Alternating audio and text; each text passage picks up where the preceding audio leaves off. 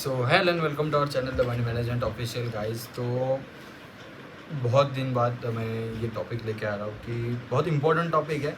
हालांकि इस पे डिस्कशन होना भी चाहिए। बहुत ग्लोबल लेवल का इशू है, डेट सीलिंग का इशू है, जो फ़िलहाल बहुत चर्चा में आ रहा है बहुत से लोगों में, बहुत से मतलब हालांकि ये बात ज़्यादातर कॉमन पीपल ने मैंने ये पर ट्विटर पे आप जो भी लोग ज्वाइन हो, ट्विटर पे जो भी लोग देखते हैं ये ट्रेंड, तो बहुत ज़्यादा फैल रहा है ये ट्रेंड, बहुत ज़्यादा इस चीज़ पे चर्चा चल रही है। तो अभी ये चीज़ है क्या, यूएस डेट सीलिंग। तो इसमें डिस्कशन पे पड़ते हैं। तो सबसे पहले मैं आपको कुछ चीज़ें दिखाना चाहता हूँ। यूएस डेट सीलिंग का जो है, मैं कुछ चीज़ें दिखाना चाहता हूँ जिससे आपको भी ये चीज़ थोड़ा थोड़ा क्लियर हो जाए कि ये बात होती क्या है। तो सबसे पहले मैं आपको एक छोटी बात एक्सप्लेन कर दूंगा कि यूएस डेट सीलिंग इसका मीनिंग क्या होता है, यूएस डेट सीलिंग मतलब क्या है। तो सबसे पहले डिस्कशन पार्ट पे बढ़ते हैं कि what is US date ceiling. US date ceiling मतलब क्या होता है कि देखिए, एक लोन लिमिट होती है, कर्ज की सीमा होती है। हम लोन जिसे बोलते हैं, कर्ज जिसे बोलते हैं, डेट बोलते हैं उसे। तो वो एक लिमिट होती है। Every country has that limit, और हर साल में वो लिमिट के चेकआउट होते हैं, मतलब लिमिट चेक की जाती है। आप बाय डिफ़ॉल्ट समझो, एक यूएस एक कंट्री है, उसके अभी चल रहा है वही इशू चल रहा है, तो वो इस पर ही डिस्कशन करते हैं। यूएस ये कंट्री है, इसके पास 100 मिलियन की लोन की सीमा है, 100 मिलियन की डेट सीलिंग है, और ये लोगों ने ये लिमिट एक्सीड कर दी है। ठीक है, अभी इनके पास तो कैश बचा नहीं, इनकी जो लोन की लिमिट थी वो सब खत्म हो गई, इनके पास मनी बचा नहीं। तो अब ये लोग क्या करेंगे, अगर इनका लास्ट डेट अभी देखिए 1 जून इनका लास्ट डेट है, तो ये डेट के पहले इन लोग को क्या करना है, इनकी लिमिट जो है वो बढ़ाना है। तो ये लोग क्या करेंगे, अपने जो बैंक्स होते हैं उनको बोलेंगे कि फर्दर लिमिट्स हमें बढ़ा दिए जाए। मतलब जैसे हमारे इंडिया में आरबीआई है, तो वैसे उधर यूएस में फेड है। तो वो उनको बोलेगा कि रिजर्व बैंक है उनका, तो उनको बोलेगा कि हमारी लिमिट इंक्रीज कर दो, हमें फंड कैश मतलब प्रिंट आउट हो सकते हैं, पर ज़्यादा तो प्रिंट आउट हो गया नहीं, कुछ लिमिट बढ़ाएंगे। तो मतलब 100 मिलियन डॉलर है तो 120 कर दो, लिमिट बढ़ाती जाएंगी। इससे मतलब क्या होता है कि कर्ज की सीमा बढ़ेगी। और इसमें एक बिल जैसे बोलते हैं ना कि ये लिमिट बढ़ाने में भी एक वोट होता है, वोटिंग होती है। तो इसमें भी मतलब दोनों रिपब्लिकन्स और डेमोक्रेट्स ही आए जो बाइडन साहब की तरफ से, और रिपब्लिकन्स होते हैं वो डोनाल्ड ट्रम्प साहब की तरफ से। तो रिपब्लिकन्स क्या करेंगे, इस चीज़ को अपोजिट करेंगे। अब आई डेट, लास्ट डेट तो 30 जून है, तो उसके पहले इशू सॉल्व होता है तो ठीक है, नहीं तो नहीं हुआ तो व्हाइट हाउस की तरफ से ही आज मॉर्निंग में ये स्टेटमेंट आया, जो कि बहुत मतलब मुझे तो हिला के गया कि ये स्टेटमेंट, कि अगर डेट सीलिंग इशू सॉल्व नहीं होता तो US market can crash up to 45%। मतलब यहाँ से 45% क्रैश कर गए तो और भी दिक्कतें बढ़ेंगी, और यूएस मार्केट में क्रैशिंग आई तो हमारे मेरा और आपका बोलना और मार्केट में रहना कुछ सेविंग नहीं, सारा बियर मार्केट निकल जाएगा। और हाँ ठीक है, वो बात भी अलग कि मार्केट क्रैश हुए तो अच्छे स्टॉक बाइंग वैल्यूएशन पे नीचे मिलेंगे। जो अच्छे सोचते हैं कि जो पैनिक नहीं करते, कि उन लोगों के लिए बहुत बढ़िया होगा डाउन साइड बाइंग उनको मिलेगी। तो आते आगे डिस्कशन पे, इसका वोटिंग होता है। वोटिंग में भी most of the end of the time ये सैंक्शन हो ही जाता है, कर ही देते हैं, पर नहीं हुआ तो मार्केट कैन क्रैश कर सकते हैं, इसका इफेक्ट मार्केट्स पे गिर सकता है। तो सिंपल अभी मैं कुछ चीज़ें दिखाता हूँ, ये तो आपको एक्सप्लेन कर दिया यूएस डेट सीलिंग क्या होता है। सिंपल मैं आपको कुछ चीज़ें दिखाना चाहता हूँ जो आपको देखनी भी चाहिए। यूएस ने ट्वीट किया है, द वाइट हाउस ने ट्वीट किया है ये चीज़। मैं आपको मेरे मोबाइल पे दिखा देता हूँ, आपको समझ आएगा वो चीज़। ठीक है, वाइट हाउस ने ये चीज़ ट्वीट करके बोला है। वाइट हाउस ने ये ट्वीट किया है। मैं आपको एक बार रीड करता हूँ।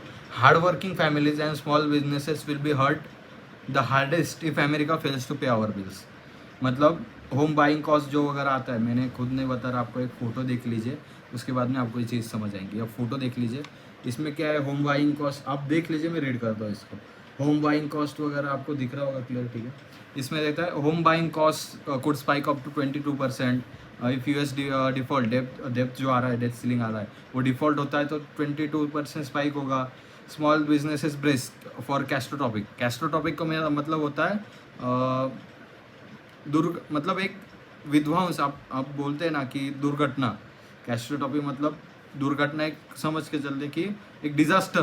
कैस्ट्रोटॉपी मतलब एक डिजास्टर सिनेरियो फ्रॉम लोइंग डेप्थ सीलिंग क्राइसिस। उसके बाद में ये IMF से US default would have very serious repercussions on global economy, इसका ग्लोबल इकोनॉमी पे भी बहुत इफेक्ट गिरेगा, बहुत मतलब ग्लोबल इकोनॉमी कैन सडनली मतलब गिर जाएंगी, बहुत इफेक्ट गिरेगा ग्लोबल इकोनॉमी पे इस चीज़ की वजह से, ऐसा IMF बोलता है।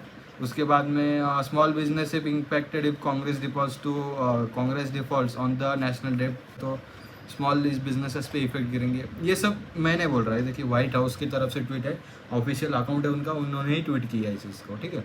दो से ट्वीट्स है, तीनों ही ट्वीट मैं आपको दिखाते चलूँगा, दोनों ट्वीट दिखाता हूँ।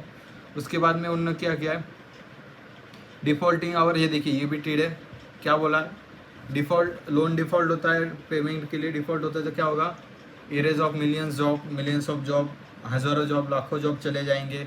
उसके बाद में रिसेशन ट्रिगर होगा, जो मतलब अमेरिका मान के ही चल रहा था लास्ट में, बहुत से एक्सपर्ट्स ने बताया भी कि US में रिसेशन बढ़ सकता है, तो रिसेशन ट्रिगर हो सकता है। उसके बाद में रिटायरमेंट ऑफ डिवेस्टिगेट रिटायरमेंट ऑफ अकाउंट्स होगा, बोरोइंग कॉस्ट बढ़ेगी। उसके बाद में इंटरनेशनल रेपुटेशन ख़राब हो सकता है US का, मतलब बहुत सी चीज़ें जिसमें US चल रहा है और ये मोस्टली हम लोगों को पता नहीं है, ठीक है। तो इसी बारे में कवर करते चले। और एक थर्ड ट्वीट है उनका, उन्होंने एक ट्वीट भी किया है कि अगर ये डेट सीलिंग का जो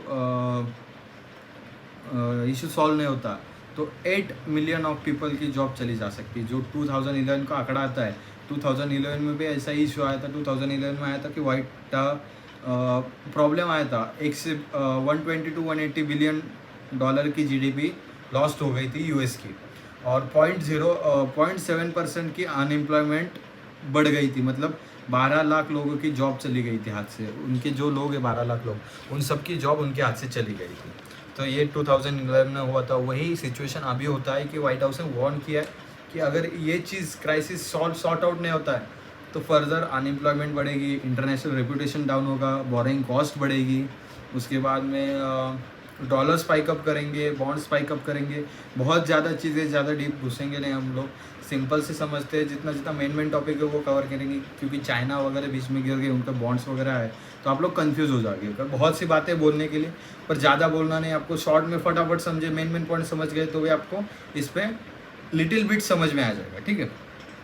अब US गवर्नमेंट क्या चाहता है कि US गवर्नमेंट चाहता है कि उन्हें $726 बिलियन का लोन मिल जाए, ठीक है। पर एक बात ऐसे भी आता है, अगर ये इशू भी सॉल्व हो गया, डेट सीलिंग का लिमिट भी इंक्रीज कर गया, तो $1 ट्रिलियन ये जो अभी बाकी उसका पेमेंट करना बाकी, समझो बाय डिफ़ॉल्ट 30 जून को इशू सॉल्व होता है, 1 जून को उनको $1 ट्रिलियन का पेमेंट करना है, जो भी रिटायर्ड मिलिट्री वगैरह जो उनके जो एम्प्लॉयज़ है उनका पेमेंट उनको करना है। तो वो सर जैसे चाहते कितने हैं, 726 बिलियन, जाना कितना है, 1 ट्रिलियन, मतलब क्या होगा, ऐसे पैसे आ गए वो ऐसे निकल गए, और उसमें भी और कर्ज की सीमा बढ़ेगी और इनको लोन के डिफिसिट में गिरेंगे और लोन इंक्रीज होंगे, मतलब इन पे जो संकट है वो और गहराते हुए जाएगा, मतलब जैसे भी यहाँ से निकले तो यहाँ आके अटक जाएंगे वो लोग। अब ये अनएम्प्लॉयमेंट रेट भी डाला इन्होंने, अनएम्प्लॉयमेंट रेट कैटास्ट्रोफिक डिफॉल्ट की वजह से इन्होंने ये सब डाल दिया। ये व्हाइट हाउस की तरफ का ट्वीट है, मेरा खुद का ट्वीट नहीं है, ये सब ट्वीट किया है तो व्हाइट हाउस ने ही खुद ऑफिशियल ट्विटर पे ये ट्वीट किया है। आप लोग ट्विटर पे नहीं हुए हो तो आप मुझे ट्विटर पे फॉलो करो, ट्विटर पे भी बहुत सारी इन्फॉर्मेशन आएगी। तो अब 1 ट्रिलियन के इनको करना है, लास्ट डेट सीलिंग का 1 जून है। उसके बाद में US में जो महंगाई है वो तो स्टिल अभी भी महंगाई कंट्रोल में नहीं आ गई। फेड अभी भी बोल रहा है कि we are trying to get the मतलब जो महंगाई है वो सब कंट्रोल में लाना चाहते हैं। वो अभी भी बोल रहा है कि we can go for a rate hike again, हम एक और रेट हाइक के लिए जा सकते हैं, एक और रेट हाइक होगा 25 बेसिस पॉइंट का या फिर 50 बेसिस पॉइंट का। तो वो ये भी बोल रहे हैं। हाँ, वो छोड़ के अगर इंडियन इकोनॉमी दिखे तो इंडियन इकोनॉमी थोड़ा रिसिलियंट है। इंडियन इकोनॉमी में थोड़ा पॉज किया है, रेट हाइक पॉज किया, उसके हिसाब से थोड़ा महंगाई के आंकड़े वगैरह कुछ सुधार किया है, पर ऐसा नहीं कि हमेशा ही सुधरे हुए रहेंगे, पर थोड़ा इशू मिल सकता है। अगर ये डेट सीलिंग का इशू सॉल्व होता है तो मार्केट और भी शूटअप करेंगे, अच्छी खासे रैली देखने को मिलेगी। ये हुआ फर्स्ट टॉपिक। सेकेंड टॉपिक हुआ कि 2000 की नोटबंदी। बहुत से लोगों ने कल मैसेज किया कि ये नोटबंदी का इफेक्ट मार्केट में क्या गिरेगा, नोटबंदी का मार्केट में क्या प्रॉब्लम आएगा, क्या इशू आएगा। तो सबसे पहले मैं बता देता हूँ कि ज़्यादा कुछ आना तो नहीं चाहिए, सिंपल से रखते हैं। ज़्यादा कुछ इशू नहीं आना चाहिए। मैं कुछ चीज़ें पढ़ के आपको ये चीज़ क्लियर करता हूँ। मैं कोई ऑपोजिशन नहीं करना है या फिर मुझे कोई बताना है, बट खाली जो सच्चाई है वो आपके सामने रखने का काम कर रहा हूँ, ठीक है। इसमें बहुत सारी ट्रोलिंग होगी मालूम है, पर ठीक है, चलता है, कोई बात नहीं, सच्चाई सामने तो आनी ही चाहिए, ठीक है। 2000 की नोटबंदी की क्या बोल रहे गवर्नमेंट की, जो करप्शन है वो रुक जाएगा। टेरर फंडिंग तो अलग बात हुई कि हमारा जो इंटेलिजेंस सर्विस है, पुलिस है, मिलिट्री है, वो इतना अच्छी बन गई, इतना स्ट्रांग बन गई कि टेरर मतलब घुस ही नहीं पाते। आज ज़्यादातर इशू दिखते ही नहीं, टेरर फंडिंग हुई नहीं, इंटेलिजेंस सर्विस इतनी बढ़िया हो गई कि टेरर होता नहीं। हालांकि वो बात अलग है कि टेरर फंडिंग अलग से अगर अभी देखा जाए तो बिटकॉइन जो क्रिप्टो करेंसी है उससे भी टेरर फंडिंग होता है। बिटकॉइन एक्सचेंज कहीं से भी हो जाता है, उससे भी टेरर फंडिंग मिल जाती है, वो बात अलग है। पर इंडियन इकोनॉमी से होता है तो थोड़ा ये चीज़ मानने नहीं जा सकते कि इंडियन 2000 के नोट की वजह से टेरर फंडिंग नहीं हो सकता है, थोड़ा पॉसिबल नहीं है। उसके बाद में इशू आया कि इसका इफेक्ट कुछ गिरेगा क्या। देखिए, इसका इफेक्ट सामान्य लोगों को, मिडिल क्लास लोगों को गिरेगा नहीं, क्योंकि पहले ही उन्होंने बहुत से लोगों का, मैंने चैनल पे चल रहा था, डिबेट चल रहा था, बहुत से लोगों का मैंने इंटरव्यू सुना। बहुत से लोगों ने यही बोला कि हमने तो 3 साल हो गए कोविड के बाद में, मतलब जब रिलीज़ हुआ उसके बाद में ये नोट हमने देखे ही नहीं। 3 साल से ज़्यादा हुआ कि हमने ये नोट देखा ही नहीं। तो उसके बाद में क्या हुआ कि ज़्यादा जो बड़े बड़े बिजनेस वाले, ज्वेलरी हो गए, कंस्ट्रक्शन, इंफ्रास्ट्रक्चर वगैरह, इनको थोड़ा इफेक्ट होगा क्योंकि इनके पास ये नोट का कैश आउट है।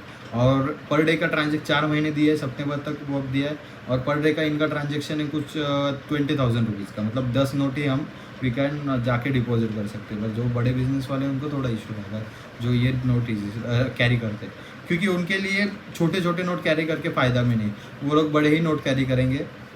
छोटे नोट वो लोग कैरी करेंगे नहीं, क्योंकि क्या होता है कि समझो आपको लेके जाने 5 लाख रुपए, तो आप 500 के या फिर 100 रुपए के, 200 रुपए की इतनी बड़ी गड्डियाँ लेके नहीं जा सकते। 2000 के नोट उनके लिए सफिशिएंट, मतलब बढ़िया ऑप्शन था कि 2000 के नोट छोट कम गड्डियाँ लगेंगे पर ईजी कैरी अप हो सकते हैं। वैसे 200 और 500 के नोट भी कैरी नहीं हो सकते। थोड़ा इफेक्ट गिरेगा बड़े बिजनेसेस को, पर नॉर्मल बिजनेसेस, स्मॉल बिजनेस है, उनको ज़्यादा इफेक्ट होना नहीं चाहिए ये चीज़ का। तो ये होगा इस पर क्लियर। और एक चीज़ मैं आपको क्लियर करना चाहता हूँ, थोड़ा टॉपिक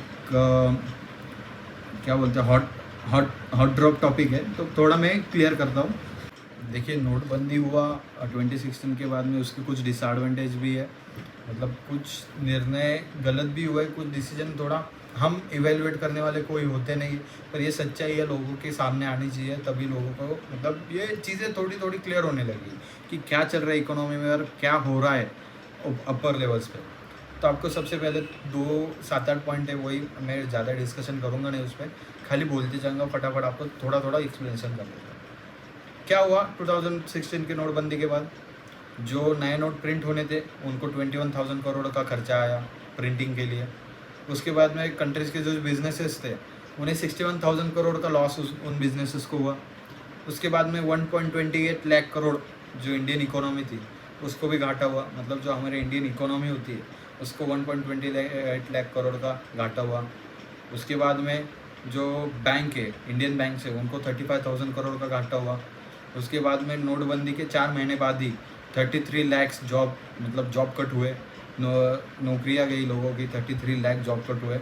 उसके बाद में 2014 की जीडीपी जो थी, जो इंक्रीज रेट था 11.1% से डायरेक्ट गिर के 4.3% पे आया। जो 2014 में जीडीपी थी वो 11.1% थी, वो डायरेक्ट गिर के 4.3% पर आ गई। करोड़ों के जो बिज़नेस थे, करोड़ों के जो फैक्ट्रीज थी और स्मॉल बिजनेसेस थे वो बंद हो गए। उसके बाद लाखों जो एटीएम थे उनका आकार बदल दिया गया, उसमें भी लाखों करोड़ों का नुकसान हो गया, करोड़ों का खर्चा हो गया। वही जो बिजनेसेस वगैरह बंद पड़े नोटबंदी की वजह से, जो 2016 के बाद में हुआ। अभी जो 2000 के नोट भी हम डिमोनेटाइज कर रहे हैं, रिटर्न ले रहे हैं, गवर्नमेंट फिर से ले रहे हैं, फिर इसके अगेंस्ट में उनको कुछ तो भी करना चाहिए। गवर्नमेंट बोल रहा है कि डिजिटलाइजेशन में जाएगा, तो डिजिटलाइजेशन जाने में अभी तो मैं तो बोल रहा हूँ कि हम लोग कर लेंगे, ठीक है, जो समझदार है वो लोग कर लेंगे, पर जो रूरल एरिया पे, गांव लेवल पे लोग हैं, तो उनका अभी भी ट्रस्ट नहीं कि डिजिटलाइजेशन पे उतना भरोसा रखते नहीं। वो लोग अभी भी क्या समझते, चलो यार कैश रखते हैं, कैश से जो भी लेन देन होती है कैश से हो जाएगी। बहुत से लोगों का यही होता है कि कैश से जो भी होगा कैश से ईजीली हो जाता है, भाई ये ले, इतना इतना पैसा हुआ इतना तू ले, बाकी का जो छुट्टा जो होता है वो मुझे रिटर्न कर दे। डिजिटलाइजेशन में क्या होता है कि लोगों को ट्रस्ट नहीं, अभी भी ट्रस्ट नहीं, ठीक है। हालांकि हमारे जो डिजिटल प्लेटफॉर्म है जैसे फ़ोनपे, जीपे, मैं उनका प्रमोशन नहीं कर रहा, जो भी प्लेटफॉर्म है वो अभी ट्रस्ट बहुत बढ़ रहा है, बहुत से लोग ट्रांजेक्शन्स कर रहे हैं, उनका लिमिट नहीं है। वो अच्छा हुआ कि कैश इनफ्लो मतलब डिजिटल से जा रहा है तो प्लास्टिक मनी होगा, उनका बेनिफिट बहुत बढ़ रहा है। पर अभी भी ये चीज़ रूरल एरिया में इतना डेवलप नहीं कि जितना हमें चाहिए था, तो रूरल एरिया में इसका थोड़ा इम्पैक्ट गिरेगा। लोग यही बोल रहे हैं कि बड़ा कैश होता है तो नोट आते हैं तो उसका बेनिफिट यूज़ होना ही चाहिए। अब ये 2000 का नोट जो था मार्केट में, इसका डिमोनेटाइज किया गया, ये नोट मंगवा लिए। अभी इसके अगेंस्ट में करेंसी कुछ तो भी छापनी होना ही चाहिए ना उनको, तो 500 के नोट छापेंगे। मेरा एक ऐसा डाउट है, और डाउट बोले या फिर मेरा एक ऐसा मानना है कि ये नोट भी छापेंगे तो इसको भी खर्चा आएगा। तो ये 4 टाइम्स ऑफ ये जो 2000 के नोट आए, 4 टाइम्स ऑफ 2000 के नोट जो होगा, 500 के नोट जो है, 500 के नोट है जो, वो 4 टाइम्स ऑफ 2000 के छापना पड़ेगा। मतलब उसमें लगभग एक कैलकुलेशन करके खर्चा आता है तो 84,000 करोड़ का खर्चा ये नोट छापने में आ जाएगा। थोड़ा हॉट टॉपिक है, मैं अभी भी बोल रहा हूँ, इसमें मेरा कोई लेना देना है नहीं। खाली एक आपके सामने ये चीज़ लाना चाहता हूँ कि इसमें क्या क्या हो सकता है, क्या पॉसिबिलिटीज़ है। पर ये चीज़ है थोड़ा रियलिटी बन सकता है, क्योंकि देखिए ना, आप 2000 की नोट है उसको रिटर्न दे रहे हैं, फिर उसके आगे से 500 के नोट छापेंगे, उसमें खर्चा होगा 84,000 करोड़। ये आज के ज़माने में छोटा आंकड़ा है नहीं। अगर लगता है किसी को ये बड़े लेवल पे लगता है कि ये छोटा आंकड़ा है, पर आप कॉमन मैन में घूमे उनके लिए ये आंकड़ा बहुत बड़ा है। सो यही ज़्यादा थोड़ा टॉपिक था, तो इस पर भी ज़्यादा हम डिस्कशन करेंगे नहीं। मार्केट पे क्या होता है इफेक्ट, ये कल के दिन देखा जाएगा। हम टेक्निकल लेवल फॉलो करते हैं, ज़्यादा कुछ करेंगे नहीं। हाँ, जो मार्केट में हम जो भी देते हैं कि हम किसी को बाय और सेल का रिकमेंडेशन करते नहीं है। जो भी हम टेक्निकल लेवल्स देते हैं आपको टेक्निकल के हिसाब से ही चलना बोलते हैं। आप एजुकेशन लीजिए, प्रॉपर सीखिए, उसके बाद में मार्केट में कर दीजिए। ये थोड़ा हॉट टॉपिक है, मतलब बोला जाए तो बहुत ही डिस्कशन है, पर ये हमको करना नहीं। खाली ये थोड़ा सच्चाई तो मुझे आपके लिए कवर करना था, तो कवर कर दिया इस टॉपिक को। मैं ज़्यादा कुछ इसमें मैं बोलूँगा नहीं, पर क्या है कि क्या चल रहा है इकोनॉमी में, लोगों को भी थोड़ा पता चलना चाहिए, क्योंकि मार्केट रिलेटेड तो है ही टॉपिक, पर एक्सटर्नल मार्केट में भी क्या चल रहा है, लोगों को ये चीज़ का बारे में इंफॉर्मेशन होना ही बहुत इंपॉर्टेंट है। तो यही टॉपिक कवर करना था। ज़्यादा कुछ लगता नहीं आएगा, तो भी कल के दिन थोड़ा सेलिंग आएगा, पैनिक आएगा, रिटेलर्स की तरफ से ही आएगा, पर ज़्यादा लोगों की तरफ से आएगा नहीं। रही बात आपने एनालिसिस की, तो एनालिसिस वीडियो हमने बना के तो रखा है, पर जैसे मैनेजमेंट टीम जो करती है, उनका जैसे अपलोडिंग का मतलब कुछ क्राइटेरिया हो जाता है, तो मतलब उनके पास ही होता है सब, हम कुछ करते नहीं। जैसे हो जाते हैं तो वो अपलोड कर देगा, उसका मैं बोल दिया है तो वो अपलोड कर देंगे।